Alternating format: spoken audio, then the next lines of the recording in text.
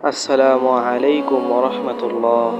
আজ সূরা নাবার শেষ অংশ বর্ণনা করা হবে। এই অংশে আল্লাহ তাআলা মানবজাতিকে সতর্ক করে বলেছেন, যিনি আকাশ, পৃথিবী আর এগুলোর মাঝে যা কিছু আছে সব কিছুর প্রতিপালক, তিনি অতি দয়াময়। সেদিন তার সম্মুখে কথা বলার সাহস কারো হবে না।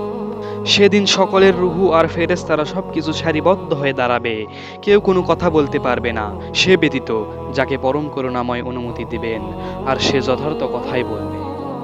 আল্লাহ তাআলা পুনরায় বলেন, এই দিনটি সুনিশ্চিত, অতএব যার ইচ্ছা সে তার প্রতিপালকের নিকট আশ্রয় গ্রহণ করুক। আল্লাহ তাআলা আবার বলেন, আমি তোমাদেরকে নিকটবর্তী শাস্তি সম্পর্কে সতর্ক করেছি। সেদিন মানুষ দেখতে পাবে তার আমল আগেই পাঠিয়েছে। আর কাফিরেরা বলবে, হায়, আমি যদি মাটি হতাম তাহলে আমাকে এই আযাবের সম্মুখীন হতে হতো না। এই 4টি পার্টেই সূরা নাবার বর্ণনা শেষ হয়ে গেল। প্রথম 3টা পার্টের লিংক ডিসক্রিপশনে দেওয়া থাকবে। ধন্যবাদ।